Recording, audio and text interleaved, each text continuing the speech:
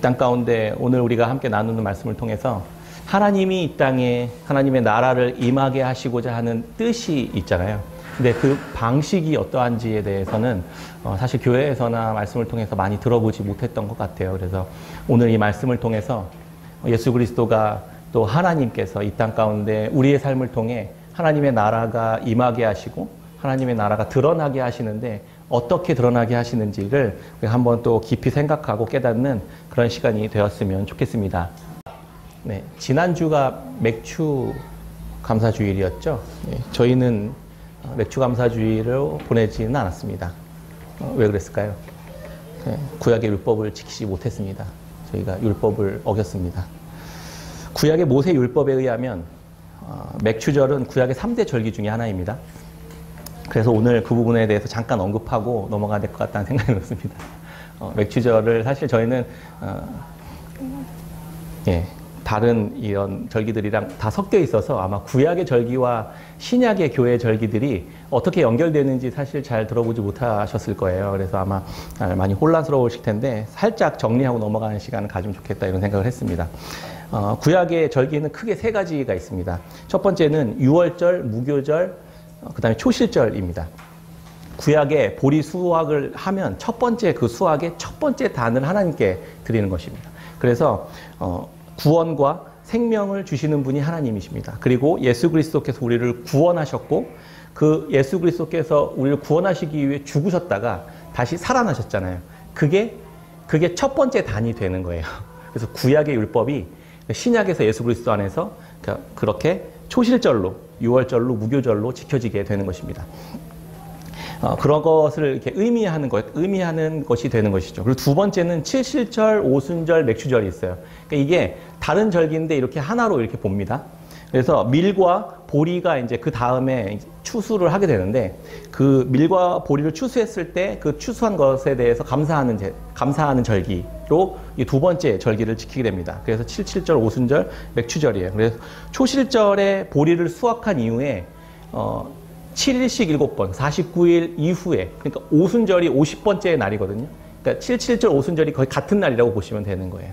그래서 그 맥주절로 드리면서 보리와 밀의 수확을 하나님께서 우리에게 풍요롭게 제공해 주시는 것을 기대하면서 거둬들이면서 드리는 절기였다. 이렇게 보시면 될 것 같습니다. 그래서 예수님께서 이제 신약에서는 예수님께서 오셨다가 부활하시고 하늘로 승천하셨잖아요. 그리고 성령을 보내셨죠. 이게 이제 맥주절의 의미입니다. 그래서 우리의 삶을 앞으로도 계속해서 풍성하게 채우실 것에 대한 기대를 하는 것이죠. 예수님뿐만이 아니라 성령님께서 동행하시면서요. 그게 이제 맥주절의 신약적 의미가 되는 것입니다. 그래서 성령 강림절이라고 부르기도 합니다. 오순절에 성령께서 오셨잖아요. 그래서 맥주절, 7.7절, 오순절이 신약에서는 성령 강림절로 같이 통용돼서 사용되기도 하는 것입니다. 그리고 세 번째는 장막절, 수장절, 초막절입니다. 출애굽한 이스라엘 백성들이 광야로 나왔잖아요. 광야에서 초막을 짓고 살았습니다. 장막을 짓고 살았습니다. 그래서 초막절, 장막절이라고 부르기도 하고 그러면서 수장절이라고 해서 수장절은 거둘 수, 저장할 장 이렇게 해서 이제 처음에 초실절, 맥주절을 지나서 풍요롭게 우리에게 이제 소산들을 주시는 것이죠. 마지막 추수 때에 많은 수확들을 우리에게 주시면서 하나님께서 풍요롭게 하나님의 백성들을 광야에서도 먹이시고 돌보신 것처럼 우리를 먹이실 것이다라는 믿음의 고백을 하는 절기가 이렇게 수장절, 장막절, 초막절인 것입니다. 그래서 광야 같은 세상을 살아갈 때 그곳에서도 하나님께서 우리의 신과 우리의 먹을 것이 떨어지지 않도록 보호하시고 돌보시고 풍요롭게 채우시는 분이시다라는 사실들을 기념하는 절기인 것이죠. 그러니까 이렇게 이스라엘은 3대 절기가 있습니다. 이렇게 구약의 율법이 오늘날 우리와는 어떤 연관이 있는지를 계속 묵상하면서 사실 이런 것들을 배워가면 너무나도 더 풍요해지거든요. 이 중에서 두 번째로 언급한 맥주절이 지난주였던 거예요. 그렇게 오늘날 맥주절을 그러면 어떻게 우리의 삶 속에서 오늘날 이해할 수 있을까 좀 고민해 보면 좋겠습니다. 밀을 수확하지 않잖아요. 우리가 농사를 짓지 않는데 맥주절을 어떻게 하면 좋을까? 아까 잠깐 설명드렸던 것처럼 예수님께서 오셨다가 예수님 자체가 이제 초실절의 첫 열매가 되시고 맥주절은 성령께서 오셔서 우리 자체가 예수님을 따라서 부활의 삶을 살아가는 자들로 그 수확의 열매가 되는 것입니다. 우리의 삶이 하나님께서 베푸시는 열매가 되는 것입니다. 그렇게 우리가 의미를 발견할 수 있는 것이죠. 이렇게 구약의 율법은 정해져 있지만 오늘날 의미가 어떻게 신약과 예수 그리스도 안에서 재해석되어서 풍요롭게 우리의 삶을 다스리시고 먹이시고 돌보시는 하나님의 은혜가 드러나는지를 계속해서 생각해 가야만 하는 것입니다. 우리의 눈이 그것을 이렇게 율법 안에서 볼 수 있는 눈이 필요한 것이죠. 그래서 구약의 율법을 어떻게 이해해야 되는지에 대해서 크게 세 가지로 구분해서 살펴볼 수 있을 것 같습니다. 첫 번째는 구약의 율법은 하나님께서 정하신 거니까 무조건 무슨 일이 있어도 다 철저하게 지켜야 된다. 약간 이렇게 주장하시는 분들이 있습니다. 저는 다 동의가 되지 않죠. 왜냐하면 유월절은 출애굽할 때 어린 양의 피를 이렇게 어린 양 잡아서 피를 문설주에 바르면서 이렇게 하나님의 심판의 진노가 이렇게 패스 오버 된다는 게 유월절이잖아요. 그러면 유월절 지키려면 어린 양을 잡아야 되거든요. 양을 잡는 교회 있습니까? 양을 잡는 교회는 없잖아요. 그러니까 구약의 율법을 율법 그대로 지킬 수는 없는 거예요. 그러니까 근데 네, 그런데 초막절이나 장막절도 마찬가지죠. 우리가 이제 일주일 이스라엘 백성들은 초막절과 장막절을 지킬 때 이제 밖에 나가서 이제 텐트를 짓습니다. 그리고 일주일 동안 가족들이 그 안에서 사는 거예요. 그러면서 그 이스라엘 백성들이 우리 조상들이 광야에서 살았던 것처럼 일주일 동안 텐트에서 사는 거죠. 실제로 그렇게 하는 교회 있습니까? 율법을 그렇게 지키지는 않잖아요. 근데 생각해 보면 좀 재미있게 그 율법의 정신을 구현해낼 수 있겠다 이런 생각을 해볼 수 있는 것이죠. 요즘에 사람들이 많이 하잖아요. 캠핑이요, 캠핑.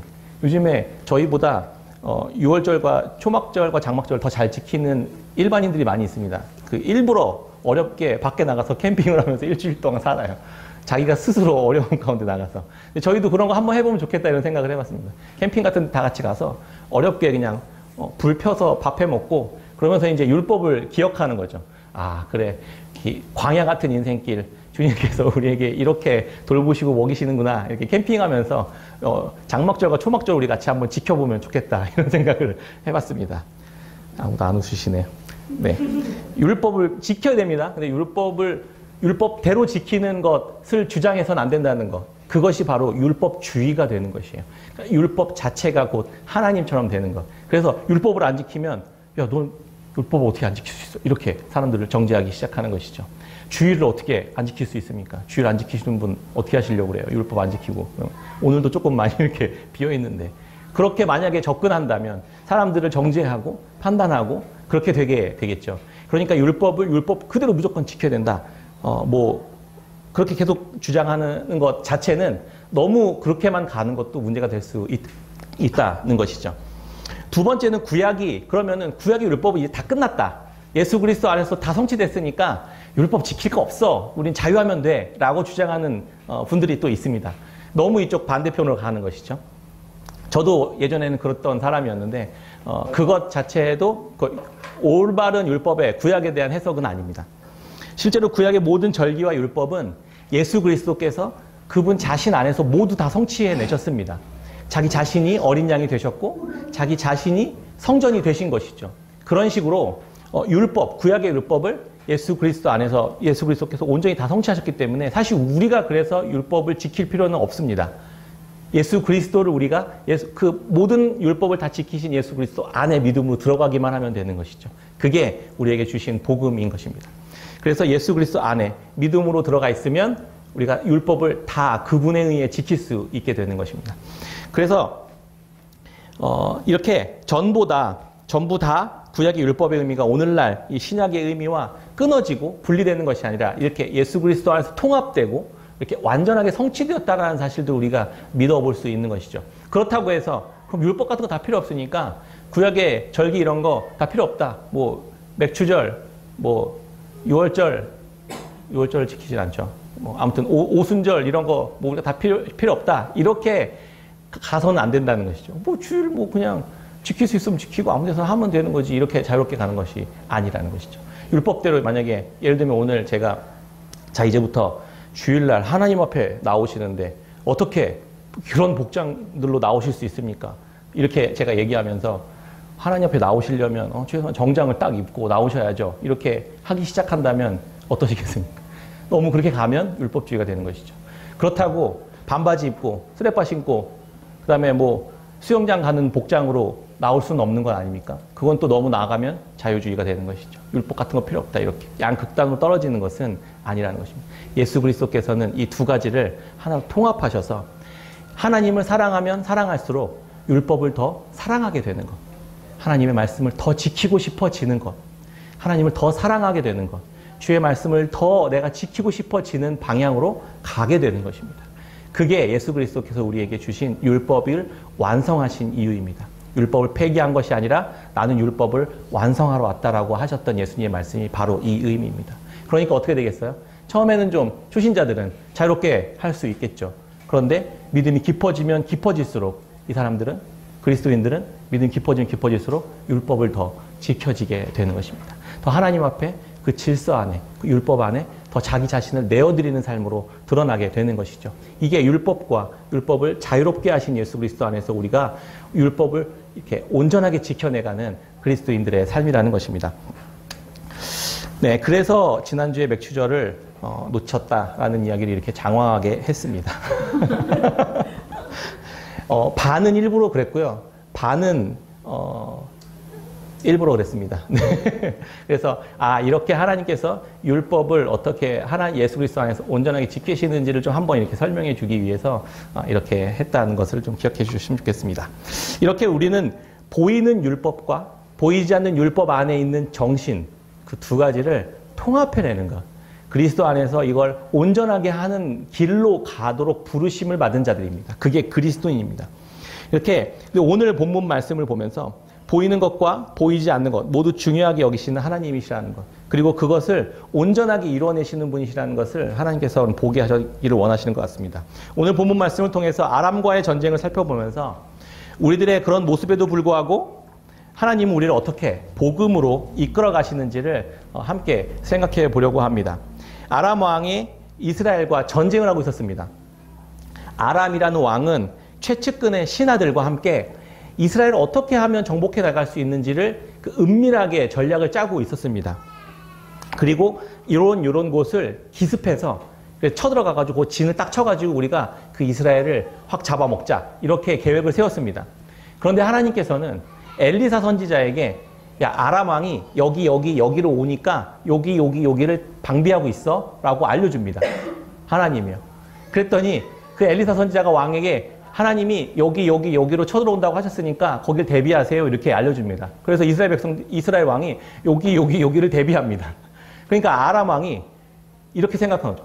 가는 곳곳마다 다 막히는 거예요. 다 진을 치고 이미 있는 거예요. 근데 은밀하게 준비했거든요. 그럼 무슨 생각을 할까요? 아람 왕은 우리 안에 첩자가 있다, 이렇게 생각한 겁니다. 그런데 그 중에 한 참모가 이렇게 이야기합니다. 첩자가 있는 게 아니고 왕이시여, 우리 안에 첩자가 있는 게 아니고 이스라엘 민족 안에 엘리사라는 하나님의 선지자가 있습니다. 그 선지자가 다 알려주는 겁니다. 하나님이 그 선지자에게 얘기해서 이렇게 얘기하는 거예요. 하나님은 이방 나라의 왕의 침실에서 은밀하게 진행되는 모든 일까지 다 낱낱이 알고 계시는 분이라는 거예요. 우리 이 말씀을 통해서 우리가 무슨 계획을 세우든, 적들이 무슨 계획을 세우든 하나님은 다 준비하고 계획하실 수 있는 분이시라는 겁니다. 상대의 전략을 다 미리 파악하고 있을 수 있다면 100번 싸우면 100번 이길 수 있는 것이죠. 얘가 어떻게 나올지를 다 알고 있다면, 하나님은 어떤 일이 진행되고 있는지 다 아시는 분이십니다. 속일 수 없고 하나님의 눈을 피할 수 없는 것이죠. 하나님은 온 나라와 온 열방과 온 민족과 온 만물이 하나하나 다 어떻게 돌아가는지를 다 파악하고 계시는 분이라는 것을 우리가 알 수 있습니다. 우리의 삶의 과거와 현재와 미래까지 하나님 모든 것을 다 알고 계시는 분이라는 사실, 우리가 믿는 하나님이 그런 분이시라는 것입니다. 하나님은 전지하시고 전능하신 분이신 것이죠. 근데 이상하죠? 잘 생각해 보세요. 어떻게 하나님을 알지 못하는 아람 나라의 왕의 신복이 이스라엘 민족이 믿고 있었던 여호와 신을 알고 있었을까요? 어떻게 알고 있었을까요, 그가? 게다가 왕에게 이렇게 얘기하는 거잖아요. 아니요, 저 나라에는 하나님이라는 분이 있는데 하나님의 그 말씀을 맡은 엘리사 선지자라는 사람이 있어 다 알려주는 거예요 라고 이야기할 수 있겠냐는 것이죠. 우리는 여기에서 지난주 함께 나눴던 열왕기 하 5장 말씀을 떠올릴 수밖에 없습니다. 나아만 장군이 나병에 걸려서 나음을 입었죠. 그리고 다시 아람 나라로 돌아갔습니다. 왕의 군사령관이었습니다. 그 사람은 최고위직에 있었던 사람이었죠. 하나님의, 아니 신의 저주를 받았다고 생각되는 나병이 깨끗하게 돼서 돌아갔어요. 그러면 그 나라에서는 어떤 소문이 돌았을까요? 이스라엘이라는 민족에 갔다가 나아만 장군이 나병, 아무도 고칠 수 없었던 나병을 깨끗하게 나음을 받고 왔더라. 이런 소문이 퍼진 겁니다. 그리고 나아만 장군이 가서 그 깨끗함을 입고 나서 이렇게 고백했잖아요. 내가 이제 이스라엘 외에는 온 천하에 신이 없는 줄 압니다. 이제부터는 어떤 제사도 여호와 외에는 드리지 않겠습니다. 이렇게 고백했습니다. 그의 삶에 나아만 장군은 철저히 하나님을 경험한 것이죠. 그가 복음을 들었던 것입니다. 그러니까 그가 돌아간 그 아람 나라에 가서 복음을 전한 거예요. 하나님을 전한 겁니다. 그래서 그 하나님에 대해서 그 신복들이, 신하들이 알게 되었던 것입니다. 그렇게 저는 추측이 되는 거예요. 근데 지난주에 복음과 삶 책 2과를 우리가 같이 나누면서 그런 이야기를 했죠. 아람 왕의 군대 장관으로서 자기는 다시 돌아가면 내가 하나님만 내가 섬기겠습니다. 이제부터는 이렇게 얘기해 놓고 돌아가서는 림몬의 신당에서 내가 어쩔 수 없이 내가 맡은 직책이 있잖아요. 그러니까 어쩔 수 없이 림몬의 신당에서 제사를 드릴 수밖에 없는 것 좀 양해해 주십시오. 이렇게 이야기합니다. 그랬더니 엘리사 선지자가 그래라 이렇게 얘기해서 보냅니다. 근데 저는 그걸 보면서 어떻게 하나님만 경외하고 거의 죽었다가 살아난 나아만 장군이 어떻게 자기 삶에 돌아가서는 우상 숭배를 해야 되니까 요거는 좀 이해해 주십시오. 이렇게 고백하는 게 저는 좀 마음에 안 들었어요. 그래서 별로 불편하게 봤는데 지난주 같이 이렇게 대화를 나누면서 하나님께서 초신자에게는 어느 정도의 또 기한과 마음들을 또 용납해 주시고 수용해 주시는 것도 있을 수 있겠다 이런 생각을 또 좀 하게 되었습니다. 하나님 은혜로우신 분이시고 자비로우신 분이시니까 왜 넌 이렇게 못했어? 라고 하지 않고 그의 믿음의 분량에 맞게 하나님께서 용납해 주시고 또 기다려 주시는 분이시구나라는 사실들을 우리가 알게 되었습니다. 그런데 그대로 내버려 두시는 분은 아닙니다. 그대로 내버려 두는 게 아니라 하나님의 더 거룩한 분량에까지 그리스도의 장성한 분량에까지 이르기까지 하나님은 변화시켜 가시는 것이죠. 그래서 오늘 본문 6장 열왕기하 6장에 보면요. 나아만 장군의 이야기가 빠져 있습니다. 어떻게 된 걸까요? 그러니까 제사를 지냈던 거죠. 하나님을 알았습니다. 제사를 지냈어요. 그런데 마음속에 계속 불편함이 있었던 것 같아요.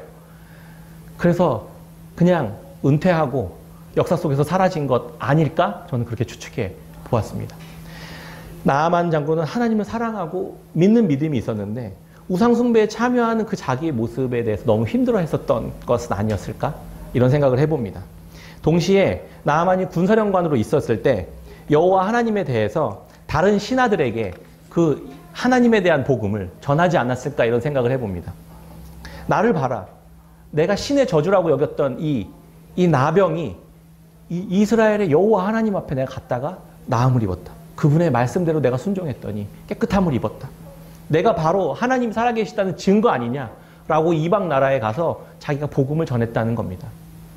그 복음의 소식이 지금 오늘 본문에 왕의 신하들이 엘리사가 있어서 우리는 공격해봐야 소용없습니다라고 하는 이야기들로 퍼져나가고 있었던 겁니다. 아람 왕 베나닷은 이런 이야기를 다 들었음에도 불구하고 하나님께 순종할 만한데 그러지 않았습니다. 하나님 믿지 않고 림몬의 신을 계속해서 숭배하고 있었습니다. 그리고 더욱 완고하게 그래? 그러면 엘리사 선지자를 잡아 죽이면 되겠네 이렇게 나온 것이죠. 그래서 병거들과 군사들이 이끌어서 엘리사 선지자를 죽이러 공격해 들어온 장면이 오늘 6장의 이야기인 것입니다.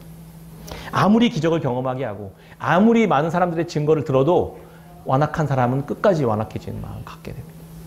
복음 앞에 나아와서 하나님께 나아와서 그분의 말씀 앞에 나아와서 그분의 말씀대로 순종하는 삶을 살아갈 때 그것이 복음에 합당한 반응으로 나오는 것이죠. 하나님은 끊임없이 이방 나라에게도 복음을 전하고 계셨던 것입니다. 그런데 결국에는 아람의 왕은 말과 병거를 대동해서 엘리사 선지자를 그럼 잡아 죽이면 우리가 이길 수 있겠다라고 생각하고 쳐들어왔습니다. 도단이라는 성읍들을 그 산을 다 말과 병거로 둘러싸 버렸습니다. 강력한 군대를 동원해서 힘으로 내가 저 사람, 그 하나님의 사람 엘리사를 내가 제압해버리고 죽이려고 한 것입니다. 엘리사 옆에서 그를 보좌하던 청년 사환이 한 명 있었습니다. 아침에 눈을 떠서 그걸 딱 보니까 아람의 군대가 병거가 완전히 진을 치고 있었던 거예요. 어떤 생각을 했겠습니까? 이제 큰일 났다. 이제 우린 다 죽었다. 이렇게 생각했던 것입니다. 그리고 엘리사에게 이야기합니다. 큰일 났습니다. 이제 끝났습니다. 우리는 이렇게 고백한 겁니다. 우리가 이제 어떻게 하면 좋겠습니까? 이렇게 물어봅니다. 그런데 엘리사는요. 너무나 태연하게 너무 담담하게 무덤덤하게 청년 사원을 안심시키면서 이렇게 말씀합니다.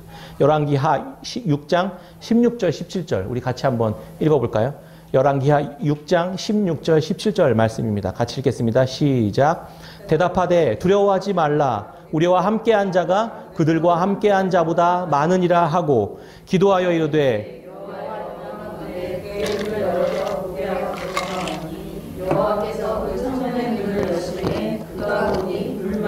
불병거가 산에 가득하여 둘렀더라. 아멘.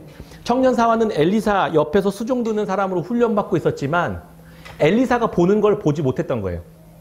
그는 엘리사는 성읍을 둘러싼 그 아람 왕의 말과 병거들을 보면서 그걸 보았지만 그것만 본 게 아닙니다. 하나님께서 자기 자신을 두르고 있었던 산에 가득 채워서 준비해 두신 강력하고 많은 하나님으로부터 온 천군과 천사, 불말과 불병거가 더 많이 둘러싸고 있다는 사실들을 보고 있었습니다. 그러니까 엘리사는 무덤덤할 수밖에 없는 것이죠. 그것보다 더 많은 불말과 불병거가 하나님이 준비해 놓으신 것을 보고 있으니까 아람 왕의 군대를 봐도 두려워할 필요가 없는 겁니다. 그런데 그 사환은 아람 왕의 세상의 말과 병거만 보고 있었던 겁니다. 그러니까 두려웠던 것이죠. 열왕기하 6장 16절 대답하되 두려워하지 말라. 우리와 함께한 자가 그들과 함께한 자보다 많으니라 하고 상대방의 수보다 우리의 수가 훨씬 더 압도적으로 많으면 두려워할 필요가 없는 것이죠. 하나님은 그렇게 일하시는 분이시라는 것입니다. 그런데 이 일을 통해서 하나님께서 하시고자 했던 것은 엘리사뿐만이 아니라 엘리사 옆에 있었던 이 사환의 눈을 열었던 거죠.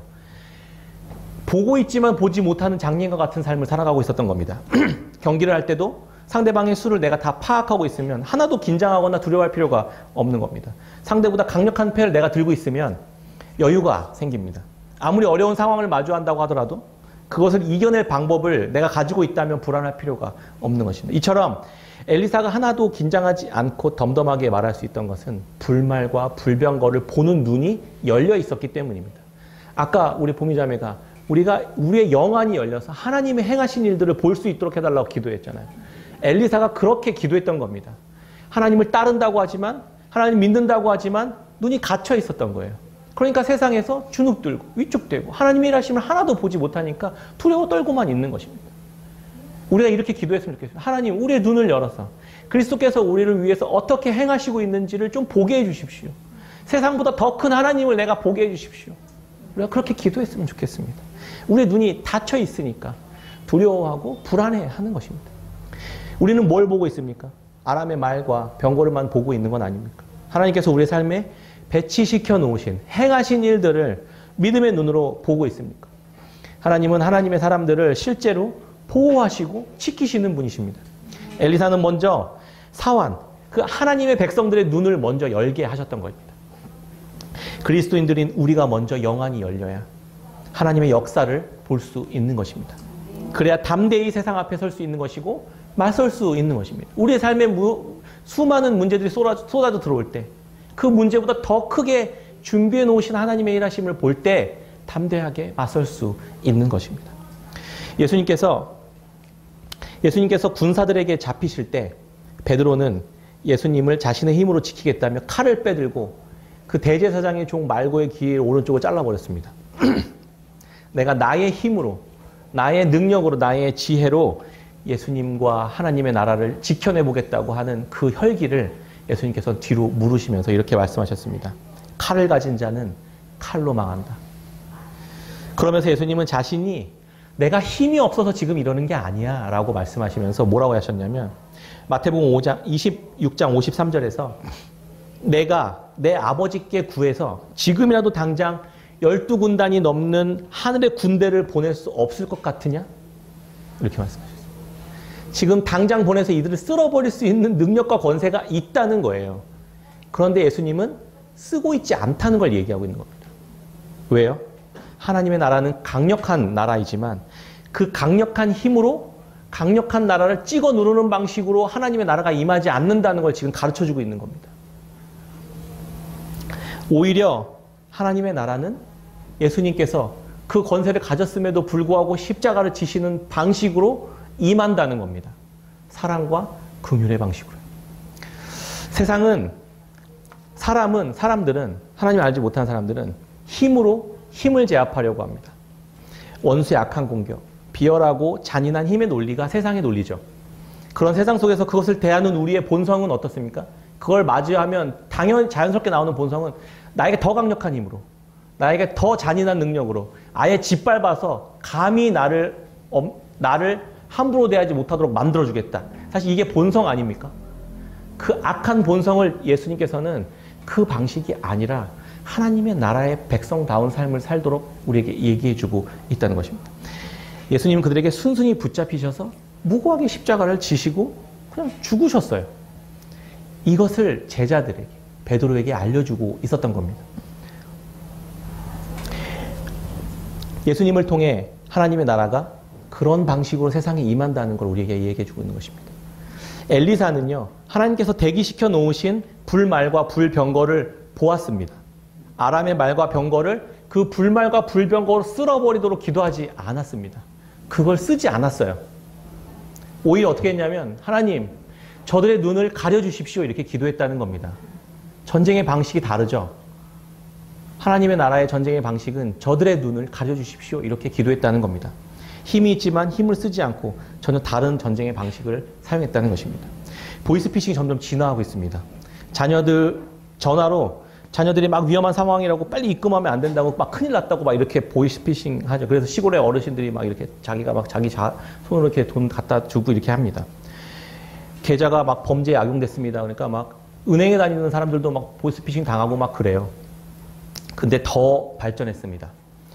이제 인공지능과 AI가 이게 막 발전해서 영상통화를 딱 하는데 우리 애가 실제로 있는 거예요. 말을 하면서. 그러면서 피를 흘리면서 나 다쳤으니까 빨리 입금하라고. 그래서 입금합니다. 말과 얼굴이 똑같으니까 영상통화를 하는데요. 그래서 그 중국이 이 안면인식 기술이 전 세계에서 가장 발달했거든요. 그 안면인식 기술을 담당하는 IT 개발자가 당했습니다. 그래서 8억을 송금했어요. 뉴스에 나왔습니다. 이제 우리나라에 곧 들어오게 될 건데요. 절대 영상통화로 하지 마세요. 구별이 안 됩니다. 실제 사람과. 그러니까 그냥 끊어버리시면 됩니다. 아무튼 그렇게 너무나 똑같은 얼굴과 목소리를 하는 사람이 나타나니까 그냥 속아서 내 돈을 갖다 줍니다. EBS 다큐에서 는쟁이벌이라는 곤충을 다룬 다큐멘터리를 하나 보았습니다. 이 는쟁이벌이라는 곤충은요, 살아있는 바퀴벌레를 잡아요. 그래서 독을 딱 주입합니다. 그래서 신경을 마비시켜서 산채로 신경만 마비시켜서 질질 끌고 갑니다. 그래서 알주머니로 만들어버리는 곤충이라고 해요. 신경이 마비된 이 바퀴벌레는요, 살아있는데 자기 발로 는쟁이 벌의 굴로 들어갑니다. 자기 몸을 자기 의지대로 못 움직이는 거예요. 마취가 돼버린 것이죠. 더듬이를 잘라버립니다. 그래서 탐지하지 못하도록 눈을 가려버리는 것이죠. 그렇게 는쟁이 벌이 만들어 놓은 집으로 질질 끌려가서 그것도 자기 발로 걸어 들어가서 자기의 생명을 이 는쟁이 벌의 알주머니로 내어줍니다. 바퀴벌레의 몸에 알을 낳고 알이 깨어나서 그 바퀴벌레를 먹고 그 는쟁이 벌은 다음 세대가 이어지게 되는 것이죠.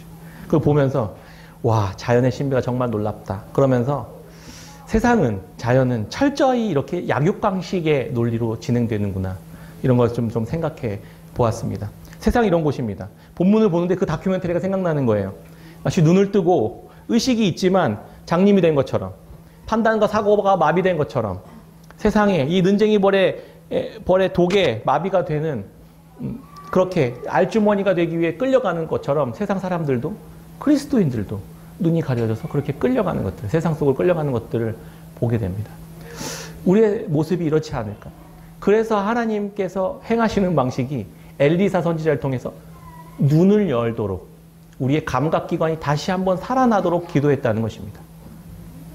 하나님은 그 기도에 그렇게 응답해 주신 것이죠. 엘리사는 하나님께 이 아람의 군사들이 눈이 멀도록 해주십시오라고 독을 주입한 것처럼 보여요. 그래서 독을 주입해서 아람의 군사들에게 다가갑니다. 그리고 그들 눈이 실제로 가려졌어요. 엘리사를 잡으러 왔는데 엘리사가 갔는데도 엘리사인지 몰라요.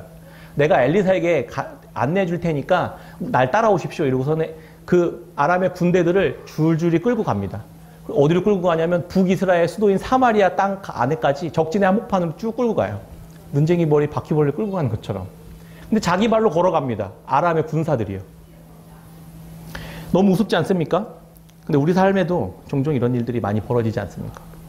눈이 멀어서 사기를 당하고 30만 원이면 사는 휴대폰을 휴지와 후라이팬을 선물로 준다는 말에 100만 원 주고 사오지 않습니까?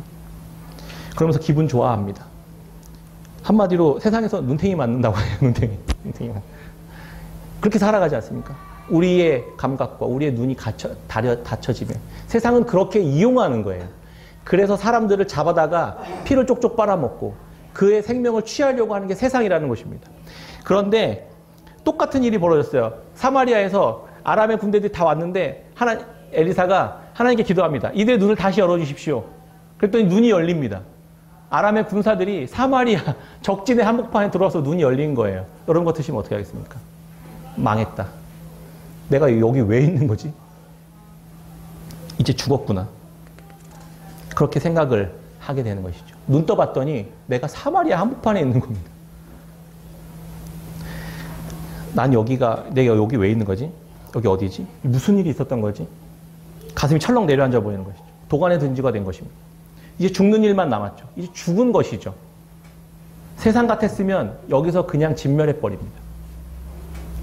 젊은이들이 지난해 부동산과 주식 폭등 시기에 엄청나게 폭등하는 자산 시장을 보면서 탐욕의 독을 맞아서 연골로 빚을 내서 투자했다가 지금 엄청난 손해들을 보는 일들이 많이 일어나고 있습니다. 분명히 내가 그때는 확신했는데 그래서 레버리지를 일으켜가지고 들어갔는데 정신을 차려보니까 자산시장은 폭락하고 높은 고금리 이자만 남은 겁니다. 세상은 그런 곳이에요. 내 생각에, 내 계획에는 분명히 없었던 일이 벌어지는 것입니다. 눈이 어둡게 된 것이죠. 그때 이스라엘의 왕이 곧바로 엘리사 선지자에게 물어봅니다. 그냥 죽여버릴까요? 이렇게 묻습니다. 엘리사 선지자가 너무나도 놀라운 이야기를 하는 것이죠. 열왕기하 6장 22절입니다. 대답하되 치지 마소서. 칼과 활로 사로잡은 자인들 어찌 치리이까? 떡과 물을 그들에게 두어 먹고 마시게 하고 그들의 주인에게로 돌려보내소서 하는지라. 왕이 위하여 음식을 많이 베풀고 그들이 먹고 마심에 놓아보내니 그들이 그들의 주인에게로 돌아가니라. 이로부터 아람 군사의 부대가 다시는 이스라엘 땅에 들어오지 못하니라. 아멘. 하나님의 나라는 세상의 나라와는 질적으로 다른 나라입니다. 생각과 방식과 태도가 완전히 다른 것이죠. 예수님께서는 제자들에게 자신이 오신 이유와 목적을 이렇게 설명합니다. 요한복음 10장 10절입니다. 도둑이 오는 것은 도둑질하고 죽이고 멸망시키려는 것뿐이요 내가 온 것은 양으로 생명을 얻게 하고 더 풍성히 얻게 하려는 것이라. 나는 선한 목자라. 선한 목자는 양들을 위하여 목숨을 버리거니와 삭구는 목자가 아니요 양도 제 양이 아니라. 이리가 오는 것을 보면 양을 버리고 달아나나니 이리가 양을 물어가고 또 해치느니라. 아멘. 세상의 왕은 사람들을 잡아서 이용해 먹고 뜯어먹고 생명을 착취하려고 합니다. 그러나 우리의 왕 대신 예수 그리스도께서는 우리의 목숨을 위해 자신의 목숨을 내어주시는 분이셨습니다. 그런 나라에서 오신 그분을 믿고 따르는 하나님의 제자가 백성이 된 우리는 어떻게 살아야 될까요? 그분과 동일하게 살아야 된다는 걸 지금 구약의 말씀도 동일하게 이야기해주고 있는 것입니다. 이들은 전쟁을 하다가 포로로 끌려와서 죽은 목숨이나 다름없습니다. 그런데 적들이 적진의 한복판에서 자기에게 물과 떡을 내주는 거예요.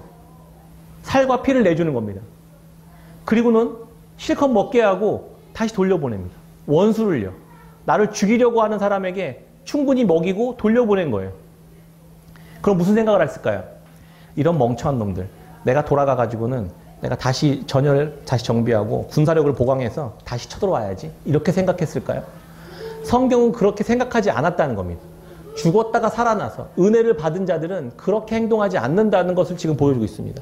이로부터 아람 군사의 부대가 다시는 이스라엘 땅에 들어오지 못하였더라. 선으로 악을 이기고 승리한 것입니다. 완벽한 승리를 얻었던 것이죠. 아람의 군사들은 하나님의 말씀인 엘리사를 통해서 군사들 전체가 복음을 통째로 경험한 거예요. 죽음에 있다가 생명을 얻은 것입니다. 이스라엘 하나님의 백성들을 통해서요. 이들은 이스라엘의 신 여호와 하나님은 은혜와 사랑과 긍휼의 하나님이구나라는 사실들을 깨닫게 되었습니다. 전쟁을 힘으로 눌러서 제압해서 이긴 승리가 아니라 긍휼을 베풀어서 승리를 얻었더라라는 이야기를 지금 하나님께서는 우리 말씀을 통해서 우리에게 이야기해주고 있는 것입니다. 하나님의 전쟁은 힘으로 싸워서 잔인하게 제압하고 복종시키는 것이 아니라 감히 손가락 하나 까딱하지 할 수 없을 만큼 크고 두려우신 하나님 앞에 내려두고 그들이 나는 죽었구나라는 생각 속에서 있을 때 내가 하나님을 공격했구나, 내가 하나님을 대적했구나라는 생각 앞에서 하나님의 은혜 베푸심을 삶을 통해서 복음을 통해서 다시 한번 새로운 생명, 새로운 기회를 얻게 되었다는 이야기를 하고 있는 것입니다. 자기를 죽이려고 하는 아람의 군대를 죽음의 한복판까지 끌고 들어와서는 진노와 심판을 내리시는 것이 아니라 떡과 물을 내어주면서 목숨을 살려주었던 것입니다. 이것이 그리스도인이 복음을 전하는 방식이자 태도가 되어야 된다는 것을 하나님께서는 우리에게 말씀해주고 있는 것입니다. 그리스도인들이 쉽게 빠지는 오류가 있습니다. 힘과 능력을 내가 가지면 십자군 전쟁을 하려고 해요.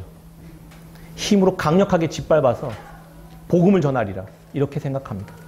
그리스도께서 보이신 하나님의 나라의 정복의 방식은 사랑과 긍휼과 은혜로 그 은혜 베품의 삶으로 상대의 마음을 장악해버리고 돌려놓는 방식으로 정복하는 전쟁을 치르고 있다는 것을 보여주고 있는 것입니다.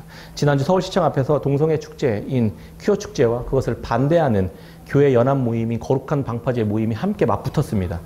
저는 그 모습을 보면서 저 당연히 동성애를 반대합니다. 당연히 동성혼 법제화시키는 것 반대합니다.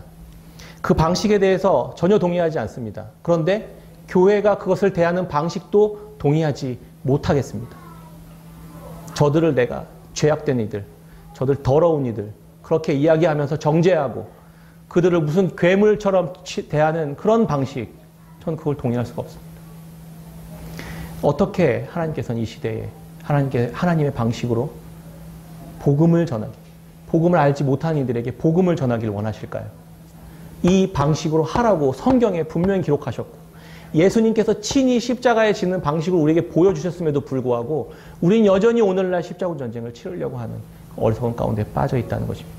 우리 안에 분노와 증오와 원망과 정죄가 가득한 상태로 힘으로만 제압하려고 하는 방식을 하나님께서는 철저히 거부하시고 예수 그리스도께서 우리에게 나 같은 자에게 대하셨던 그 사랑과 은혜와 긍휼과 자비 베품의 방식으로 끝까지 우리를 대하셨던 것처럼 우리도 이방 나라에 그렇게 대해야 한다는 것을 하나님께서는 가르쳐주고 있는 것입니다.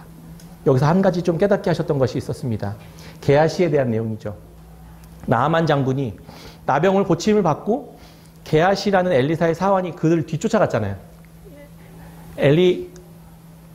엘리사 선지자는 그냥 거저 그에게 복음을 전해줬잖아요. 그리고 깨끗함을 받게 하잖아요. 아무런 대가도 받지 않았잖아요. 게하시가 가서 거짓말로 은 2달란트와 옷 2벌을 받아냅니다. 그리고 거짓말해서 그걸 숨겨놓습니다. 그래서 나병이 옮았잖아요. 그냥 너무 심한 거 아닌가 하나님이. 그냥 거짓말 좀 하고 이렇게 그래도 고생했던 사람인데 하나님 복음 때문에 고생했던 사람인데 좀 이런 거 좀 얻었다고 해서 너무 심한 거 아닌가 이런 생각을 했었는데요. 지금 그 게하시가 했었던 거짓말은 단순한 거짓말이 아니라 하나님의 복음, 그 나아만 장군에게 베푸신 하나님의 복음을 값을 매겨버린 죄악을 범했던 겁니다. 그래서 나아만 장군이 깨끗함을 얻었던 것이 그리스도께서 하신 그 값으로 치를 수 없을 만큼 값진 복음을 그 은 2달란트에 팔아버렸던 것이죠. 그래서 하나님께서는 그 나병을 그 게하시에게 옮기도록 했던 것입니다. 하나님의 복음을 가로막는 것, 하나님의 복음을 값으로 치러버리는 것, 거짓말로 그것을 방해했던 것들을 하나님께서는 철저하게 징계하시고 다루셨던 것입니다. 그래서 그 복음이 온전하지 못했던 거예요. 이 나아만 장군을 통해 전해져야 할 복음이 훼손됐던 겁니다. 그래서 하나님은 그러면 그 나아만 장군을 통해서 전해야 할 복음을 이제는 이 아람의 군대들 통째로 그 복음을 경험하게 했던 거예요. 이 오늘 본문 말씀을 통해서요. 한 사람에게 전했던 복음이 온전하게 전해지지 못하니까 아예 통째로 군사들에게 전해버렸던 것입니다. 그러니까 이런 은혜를 입었던 아람의 군대들은 자기의 민족으로 돌아가서 무슨 이야기를 나눴을까요? 내가 죽었다 살아났다. 이스라엘의 하나님을 만났더니 내가 죽었다 살아났다. 값없이 그냥 나를 다시 살려주시더라. 그 나라의 민족의 이스라엘의 민족의 신 여호와라는 분은 그런 분이시더라라고 이젠 나만 장군한 사람이 아니라 군대 전체가 그 복음을 전하는 일들로 동참하게 되었다는 것입니다.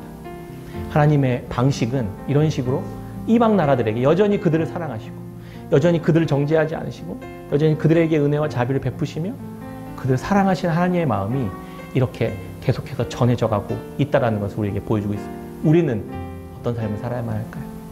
동일하게 하나님께서 행하시는 방식대로 이방인들, 알지 못하는 이들에게 예수 그리스도의 방식으로 십자가 지는 방식으로 그렇게 복음을 전해가고 하나님의 거룩하심을 드러내는 그러한 저와 여러분들, 우리 깨끗한 샘교회 성도님들이 다 되시기를 주의 이름으로 축원합니다. 아멘.